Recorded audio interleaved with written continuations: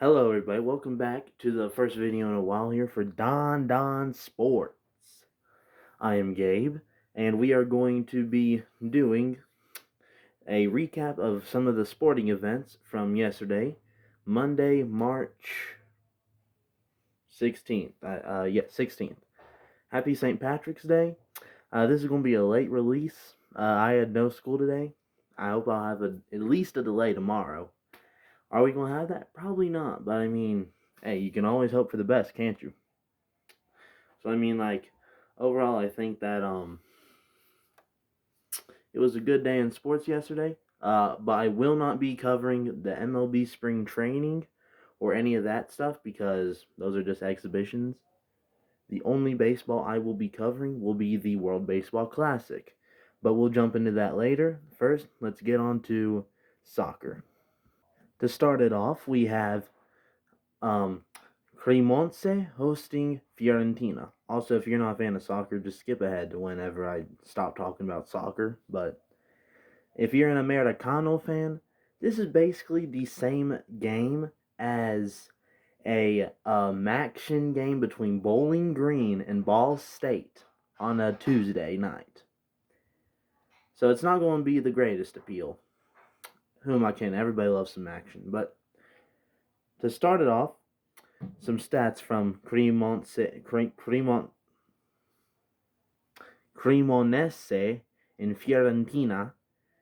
Cremonese. I don't know how to say this name. I'm not Italian. If you're Italian, say this name for me, please. Also, just by saying these two teams, I'm probably getting like at least 50 foreign views. So, Cremonese and Fiorentina both had 13 shots. Cremonese had 3 on target, and Fiorentina had 6. Fiorentina had 51% of the possession, and Cremonese had 49% of the possession. So pretty even there.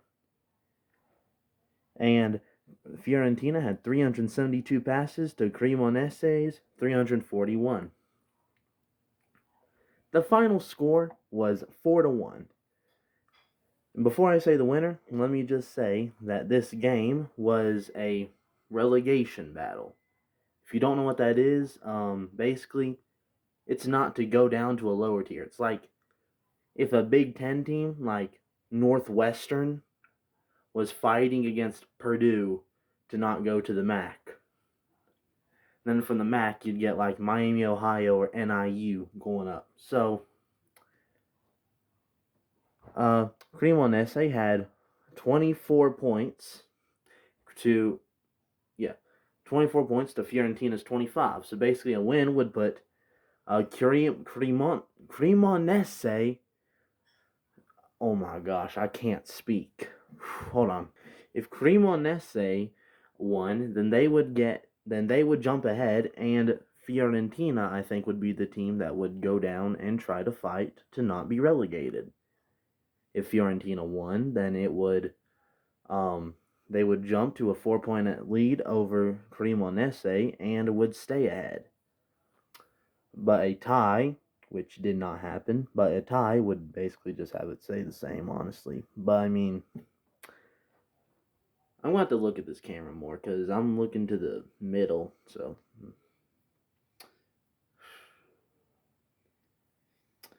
the final score, though, was a Fiorentina win 4-1. In the 25th minute, Fabiano Parisi scored for Fiorentina. Then in the 32nd minute, we got Roberto Piccoli scoring to make it 2-0.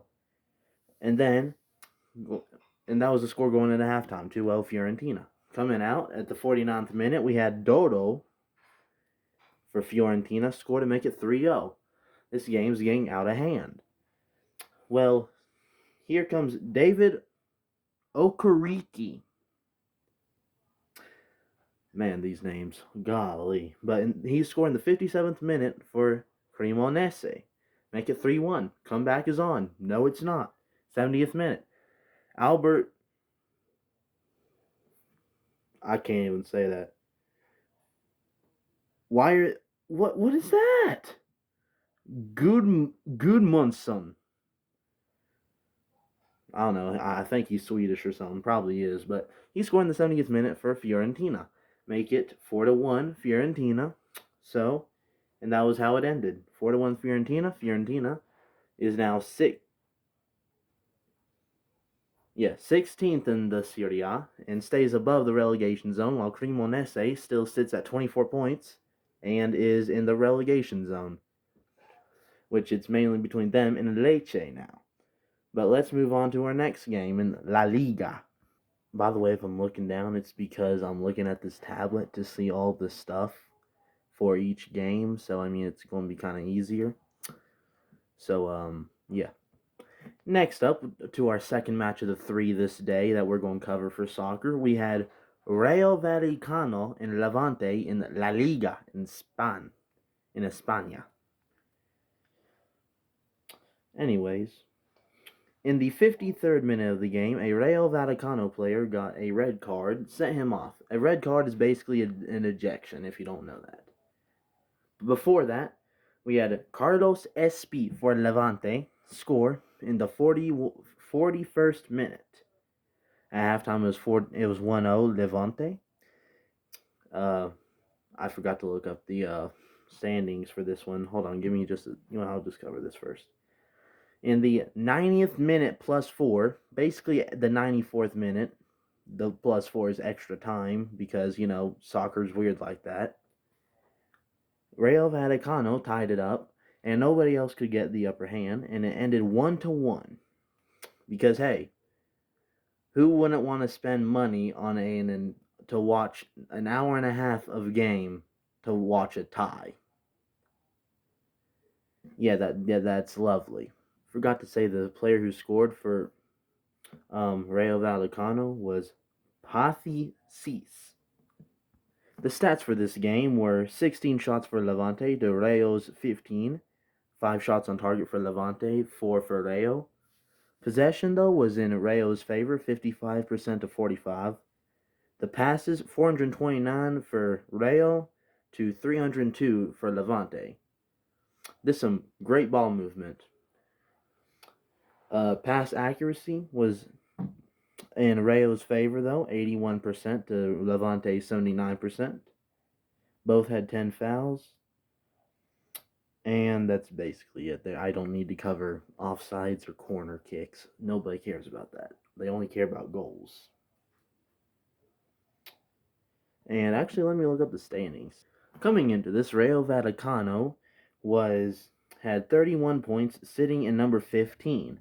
With this tie, they now jump up to number 13 at 32 points, ahead of Valencia and Sevilla, while Levante were at 19th, needing a win in order to get some momentum for these final few games of the season. They couldn't do that. They're at 23 points and are 5 points away from being safe out of the relegation zone. And Levante sits at 19th place, right in front of Real Oviedo and right behind Elche. So let's move on to our final soccer game of the day, which is in the Premier League. Also, I've not watched any highlights of these games. I'm just going over it because I'm in a rush and I just decided to do this at the last minute, so I kind of have no time. But hey, at least I'm getting it done now. Our final soccer game of the day is between Brentford and Wolves, which actually I'm not going to say how it ended. Let me go to the stats first, match stats. Brentford had 11 shots to Wolves' 10. Wolves and Brentford both had 4 shots on target, though, which means basically they shot towards the goal. Wolves had better possession with 51% to 49%. Wolves also had more passes with 395 to 369. The pass accuracy for Wolves was better, 83 to 82%. And Brentford committed more fouls with 12 than Wolves did with 10. And that's really everybody cares about. I'm not covering the rest of this, but to start off, in the 22nd minute, Brentford got out to a 1-0 lead with a goal from Michael Coyote. Coyote scoring against Wolves, wow. Anyways, right before halftime, though, in order to tie it up, Adam Armstrong from Wolves in the 44th minute tied it up to make it 1-1 going into the half. Oh, wait, no, I read that wrong. Hold on. Oh. No, in the 37th minute, Brentford made it 2-0, and a goal by Igor Thiago. So it was 2-1 going to half. Wolves needed to tie it up. I don't really know much about what happened, so excuse me for this. But Wolves tied it up eventually in the 77th minute by a goal from Talu Arrokodare.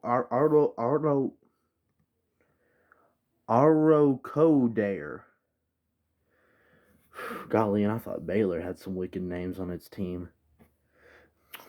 But the standings for this game were Wolves were in bottom place of the Premier League with 17 points in 20th place, basically. And that is not good, seeing as how they're in last. And also at a one-game disadvantage. And they need to get about 12 more points just to be maybe safe.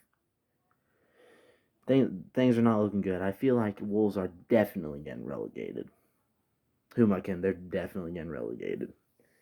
Brentford, on the other hand, had 44 points going into this in 7th place, but they remain in 7th place with a tie only gaining them one more point, which they are ahead of Everton, but behind Chelsea. But now it's time to actually move on to something people care about, the NBA. Actually, no, not the NBA. I'm looking NHL next. Also, a quick message to my friends Gio and Daniel. Would you guys like, since you guys know a lot more about soccer than me, would you guys like to maybe come on one day to my YouTube channel, explain the stuff, because I have no clue what I'm talking about. Well, hey, at least I'm trying. Our first game in the NHL will be between the Calgary Flames and the Detroit Red Wings. Oh no, there's not many stats I can look at. Hold on one second, guys.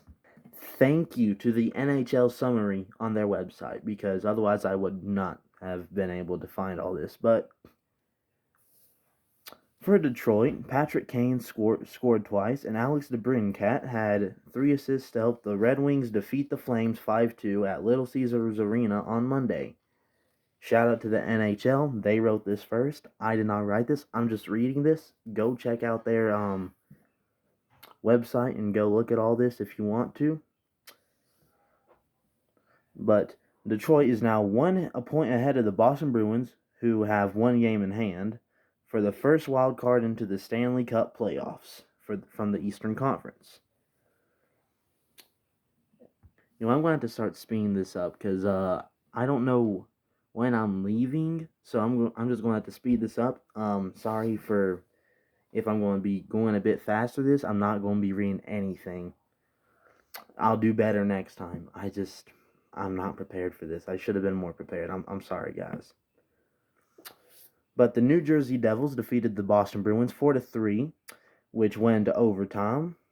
The Los Angeles Kings defeated the New York Rangers 4-1.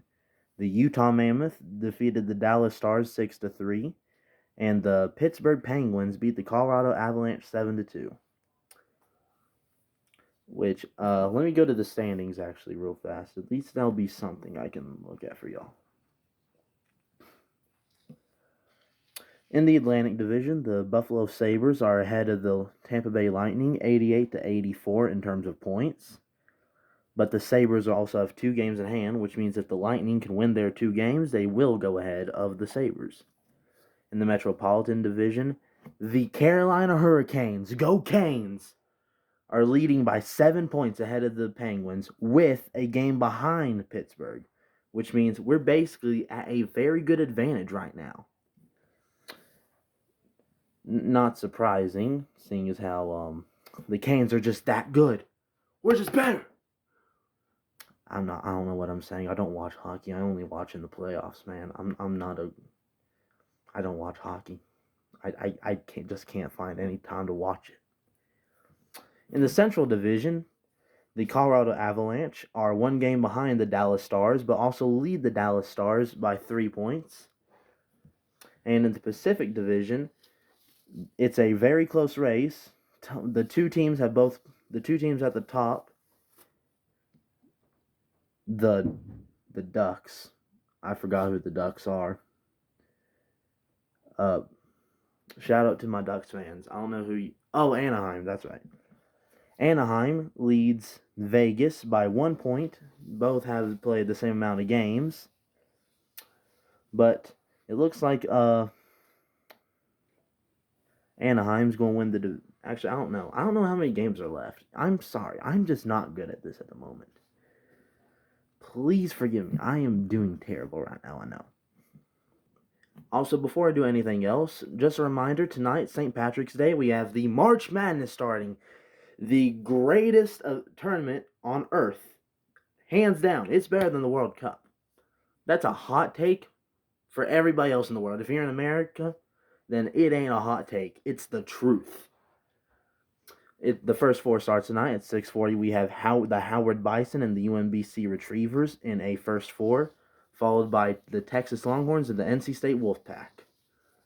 My dad's a Texas fan, and he also went to NC State, so I guess he'll get at least one team that'll win, but he's truly a Horns fan. So let's move on to the NBA, though. Just so y'all know, I'm not going to be able to do any skits because I'm already on a rush schedule. I should have done this earlier. My bad. I had no school. I just wanted to relax. So if you're looking for a more funny video, I'm sorry, this is not going to be the one. Bad way to start off, I know. I'll try to make it more interesting as it goes on, though. You know, I was going to watch the highlights in between me pausing this, but I'm not going to do that. That's going to take too much time. So I'm just going to go ahead and I'm not going to really say much about the game since I didn't watch the games. But sorry, I'm just unprepared. Regardless, here's the Magic and Hawks. The Orlando Magic coming into this game had a 38-28 record, and the Hawks had a 36-31 record. And the box score for this game is Paulo Banchero finished with a team high tied with Desmond Bain with 18 points. Then Wendell Carter had 17 points. So both of them did pretty good, even though Paulo Banchero seemed to be a three-throw merchant this game with the only player to get above 4 free throws. And he had 16. Yeah, apparently there's a lot of foul baiting, and it is the NBA. What did I expect? But shout out to whoever Jevon Carter is. Only 19 minutes of game time, but he also finished as the team's fourth highest score with 13 points. So shout out to Jevon. Here's your shout out, man. But we're going to go to the Hawks now, which Nickeil Alexander-Walker, I was not familiar with your game. 41 points on a random Monday night with the Magic and Hawks. I can guarantee there's like 5 people watching this game on TV. And he just drops 41. But also shout out to Jalen Johnson with 24 points. Dyson Daniels and Onyeka Okongwu with 15 both. So, I mean, also Nickeil Alexander-Walker went 9 for 14 from 3. So he was lighting that arena up, apparently. I'll probably see that when I watch the highlights. But shout out to him, man. And the game ended with, as you can predict, a 124-112 Hawks victory over the Magic. The Hawks improved to 37-31, and the Magic dropped down to 38-29. Also, the Magic are still 5th in the Eastern Conference, but are also tied now on record with Scotty Barnes and the Raptors, both at 38-29. While the Hawks improved to 8th and 37-31. The Hawks have to be the most mid team of all time because they're just always in the middle. They're never good. They're never bad. They're just there. So I mean, hey, I guess, man. I mean, I just guess y'all can do that. Golly. And the Hornets are 10th. How are the Bucks number 11? How are we better than the Bucks? I say we like I'm a Hornets fan, which I technically kind of am. Second favorite team. First favorite team, OKC all the way. Go SGA. Our next game on the list was the 32 and 35 Warriors and the 16 and 50 Wizards. Which in the box score for this game, Kristaps Porzingis had the team high for the Warriors of 30 points. Second was DeAnthony Melton with 27. And third was Gui Santos with 18. So, shout out to all of them. They did pretty good. Brandon Podziemski and Gary Payne II also did pretty good. But whoever Will Richard is, you had 32 minutes and you didn't even get a single point. Ay, caramba, brother. That's not good. But, also shout out to Pat Spencer with his 10 points. But then moving on to the Wizards, we will see that 3 players each got 21, so they all are the highest scoring player for the team, which was Bilal Coulibaly, Will Riley, and Trae Young. When did Trae Young get traded? Am I just now finding this out? When did Trae Young get traded? I didn't even know he got traded. I thought he was still in the Hawks. That's why I was a bit confused whenever I didn't see him on the box score for that game of the Hawks and Magic, but whatever. Also, but it doesn't really seem to have mattered much, seeing as how, just by the records alone, you could probably guess who won. Even the Warriors without Steph Curry still came through and won. A 125-117 victory for the Warriors, improving them to 33 and 35, and the Wizards 16 and 51. Are the Wizards ever going to be good, or do they need to bring back Michael Jordan? Truthfully, Michael Jordan right now would probably be the best player on the team. Even with how bad the Wizards are, they're somehow not as bad as the Pacers. Granted, the Pacers have not had Tyrese all season long, but I didn't know Tyrese was this much of a factor since they're somehow worse than the Wizards of 15 and 53. I didn't think you'd get worse than the Wizards and Nets. Apparently, they proved me wrong. Where's all that magic at from last year? Pacers, where is it at? Did Tyrese take it all away or something? But Wizards second to last in conference, unsurprisingly. Somehow only one game behind the Nets. Somehow not the last and one game above the Pacers. But the Warriors are in number 9 in the West with a 33 and 35 record, like I said. Right behind the Clippers and just ahead of the Trailblazers. So, I mean, both do. So, one team's very bad, the other team's eh. But let's be honest, they're both getting. The Warriors are probably going to get out first round, though. Our next game was the 39 and 28 Suns and the 44 and 23 Celtics. And the box score for this game was a Devin Booker masterclass, as always, against the Celtics with a 40 piece. Just always seems to go off against the Celtics. But Jalen Green finished as the second highest scorer on the team with 21. They combined for 61 points of the team for the team. But for the Celtics, Jaylen Brown did even better than Devin Booker with a 41 piece. Also combining with that was Jason Tatum and Derek White both getting 21. So it always seems that Devin Booker can try however hard he wants. He will never be able to actually beat the Celtics at the Garden. I don't know if that's true or not. I don't know, but hey, who cares? Celtics improved to 45-23, number 2 in the Eastern Conference, 3 games behind the Pistons. While in the Western Conference, the Suns are number 7, remain number 7 with a 39-29 record. Yeah, I'd say that the West is a bit better than the East. I can't even lie. Next up was the 32-36 Trailblazers at the 17-50 Nets.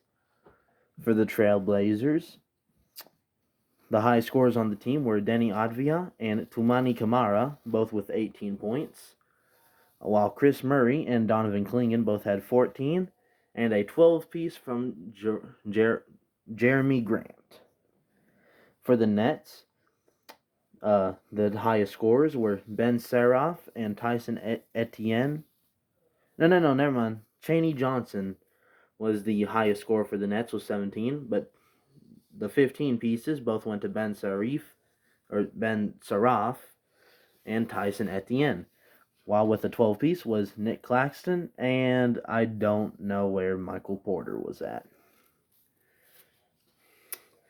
But now Trailblazers number 10 in the West, 10 games ahead of the Grizzlies. Nets 13th in the East. Golly, this game just meant nothing. I can already tell. I wonder how many people actually wanted to go to this game, or they're just there because. Actually, why would you go to this game? Our next game was between the 23-45 Mavericks and the 22-46 Pelicans. While Najee Marshall was actually the most high scorer for the Mavs with 32 points, 8 rebounds, and 7 assists. Almost got the triple-double. While Cooper, the Hooper flag, the greatest white boy since Larry Bird, had the team's second highest amount of points, 21, with 7 rebounds and 8 assists. Also having 2 steals and a block. P.J. Washington was the third highest scorer with 18 points, 7 rebounds, and 2 assists. While for the Pelicans, you can already imagine, Zion Williamson was the highest scorer with 27 points, while Sadiq Bey was the second highest with 23. But the overall game ended 129-111 in a Pelicans victory. Now both teams are tied in terms of record, but Pelicans are number 12, Mavericks are number 13, with a 23-46 record. And both of them are not going to be making the play-in. So, really, Nico, just start preparing for the off-season. And don't trade away somebody stupid this time. I meant don't stupidly trade away somebody good this time. I need to reword that better. The next game was between the 23-43 Memphis Grizzlies and the 27-40 Chicago Bulls. For the Grizzlies, the highest score was Cedric Coward with 17 points, while Jalen Wells and Taylor Hendricks both had 16.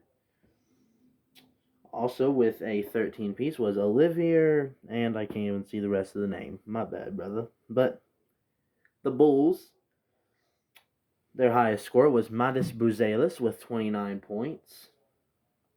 Trey Jones was 17, and Josh Giddey was 16. I'm not even going to make that joke. Never mind. Just never mind. But now, let's go take a look at the standings. The Grizzlies are 11th in conference with a 23-44 record now. 10 games behind the Blazers, and truthfully, this is not going to get any better for them, I would say. While the Bulls are number 12 in the East with a 28-40 record now. Probably not going to make play-in unless the Hornets or the Sixers and the Bucks all crash off the face of the earth. Next is who I would consider to be the game of the day. We had the Los Angeles Lakers and the Houston Rockets. Lakers had a 42-25 record, while the Rockets had a 41-25. Stats for this game: Luka Doncic went off, per usual, with 36 points, 6 rebounds, and 4 assists. while oh my gosh, I can't speak. While LeBron James had 18 points, 5 rebounds, and 5 assists with 2 steals. Also, if you say LeBron is better than Michael Jordan, you are wrong. Michael Jordan is the GOAT. Behind Larry Bird, actually, but I'm just kidding. MJ is the GOAT. But now the Rockets, their stats.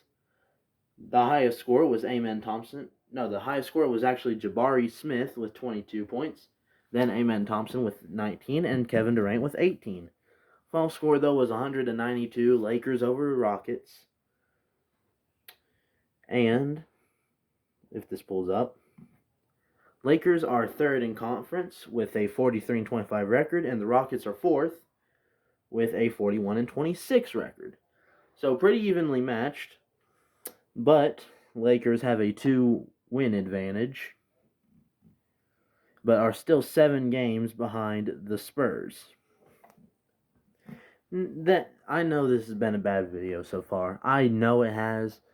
I don't have time to make these skits. My phone battery is running low. I have to get through this. It just hasn't been the greatest, I know. But regardless, we are now at the Spurs and the Clippers. Spurs were 49-18, while the Clippers were 34-33. The stats were the high scorer for the Spurs was Stephon Castle with 23, then Wemby with 21, and Devin Vassell with 20, while De'Aaron Fox also had 18 points. Moving on to the Clippers, their highest scorer was Darius Garland with 25 points, and Jordan Miller with 22, while Benedict Mathurin also had 16 points. Also, if you've not seen that crazy 3 Darius Garland hit from half court over Wemby, go watch it. It's actually insane. Like, I don't know how he made that shot. Random shot and it just falls. I have seen that before, actually. But Spurs, still number 2 in conference, 50-18, 3 games behind the Thunder. You know, because OKC, the best. And the Clippers are number 8 with a 34-34 record. So, that's the NBA, but we are going to be taking a look at Venezuela and Italy. This was another World Baseball Classic semifinal to see who would face Team USA, Venezuela or Team USA 2, Italy. Seeing as how, like every Italian player, was born in the New York area. But to start off the game, in the bottom of the second inning, bases loaded, Italy gets walked for the first run of the game, 1-0 Italy. While the very next thing, also in the same inning, Caglione scored for Italy, making it 2-0. But that's how it would end in the inning. And there wouldn't really be much of any, which I don't know. I didn't watch the game. I forgot it was going on. I would have watched it. I didn't watch anything yesterday, really. That's probably why I'm struggling. I need to watch these games, actually. But in the top of the fourth, Suarez homered to left center, 386 feet for Venezuela, making it 2-1. But then there would be no runs until the 7th inning when Acuna Jr. Would help get a run in would help get an RBI, tying the game up with Jimenez scoring and Chorrillo going to second. While also in the same inning, Garcia would single to left field, Chorrillo would go score, and Acuna would go to third. While in the top of the 7th, Arias singled to center, Acuna scored, and Garcia went to third. But Venezuela would not score again, but neither would Italy, as the game would end 4-2, which means now we have Team USA and Venezuela tonight here on St. Patrick's Day for the World Baseball Classic final. I think I've covered most of everything. I can't really think of something I haven't covered, or not that I remember. So, I think I'm going to end it here Actually, give me just a second. Actually, nah. You know what we're going to do? We're going to do something else. Give me just a second, actually. Also, this Venezuela-USA game is going to set up an absolute massive final, especially with what's been going on with geopolitics recently. Also, if I've missed anything, if you would like to just comment below what your thoughts were on the games, if you watched them, if you saw highlights, stuff like that, that'd be fantastic. But I have like 10 minutes before the Howard UMBC game starts. But we're going to do this. We're actually going to do a little bit of reading right now. Hold on. She's from Texas, I can tell by the way he's two-stepping around the room. And judging by the smile that's written on his face, there's nothing I can do. It doesn't take a crit. Oh. I was going to change locations, but decided to just come back here. Anyways, we're going to start in Genesis chapter 1. In the beginning, God created the heavens and the earth. And the earth was without form and void. And darkness was upon the face of the deep, and the Spirit of God moved upon the face of the waters. And God said, "Let there be light," and there was light. And God saw the light, and that it was good, and God divided the light from the darkness. And God called the light day, and the darkness night. And the evening and the morning were the first day. And God said, "Let there be a firmament in the midst of the waters, and let it divide the waters from the waters." And God made the firmament, and divided the waters which were under the firmament from under the water which were above the firmament. And it was so. Hold on, this is confusing. Hold on. And God called the firmament heaven, and the evening and the morning were the second day. And God said, "Let the waters under the heaven be gathered together unto one place, and let the dry land appear." And it was so. And God called the dry land earth, and the gathering together of the waters he called the seas. And God saw that it was good. And God said, "Let the earth bring forth grass, and the herb yielding seed, and the fruit tree yielding fruit after his kind, whose seed is in itself upon the earth," and it was so. And the earth brought forth grass, and herb yielding seed after his kind, and the tree yielding fruit, whose seed was in itself after his kind. And God saw that it was good. And the evening and the morning were the third day. And God said, "Let there be lights in the firmament of the heaven, to divide the day from the night, and let them be for signs, and for seasons, and for days and years.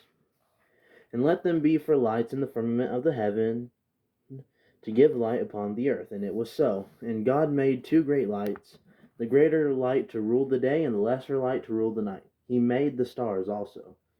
And God set them in the firmament of the heaven to give light upon the earth, and to rule over the day and over the night, and to divide the light from the darkness. And God saw that it was good.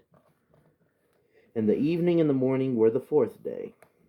And God said, "Let the waters bring forth abundantly the moving creature that hath life, and fowl that may fly above the earth and in the open firmament of heaven." This is confusing. What version is this? This is pretty old, so it's kind of confusing, but okay. And God created great whales, and every living creature that moveth, which the waters brought forth abundantly after their kind, and every winged fowl after his kind. And God saw that it was good. And God blessed them, saying, be fruitful and multiply, and fill the waters and the seas, and let fowl multiply in the earth. And hold on. And God made the beast of the earth after his kind, and cattle after their kind, and everything that creepeth upon the earth after his kind. And God saw that it was good. And God said, "Let us make man in our image and our likeness," which, if you don't know, is referring to the Trinity right there. "And let them have dominion over the fish of the sea, and over the fowl of the earth, and over the cattle, and over all the earth, and over every creeping thing that creepeth upon the earth." So God created man in his own image. In the image of God created he him. Male and female created he them. What kind of language is this? Holy cow. And God blessed them, and God said unto them, Be fruitful and multiply, and replenish the earth and subdue it, and have dominion over the fish of the sea, and over the fowl of the air, and over every living thing that moveth upon the earth. And God said, and God, and God said, Behold, I have given you every herb bearing seed which is upon the face of all the earth, and every tree in the which is the fruit of a tree yielding seed. To you it shall be for meat. And to every beast of the earth, and to every fowl of the air, to everything that creepeth upon the earth, wherein there is life, I have given every green herb for meat. And it was so. And God saw everything that he had made, and behold, it was good, very good. And the evening and the morning were the sixth day. And he rested on the seventh day. But God bless everybody. May you have a good day. To anybody who's watching this, whenever you're watching this, remember the Lord is with you. The Lord is your shepherd. And see you next time on the Don Sports.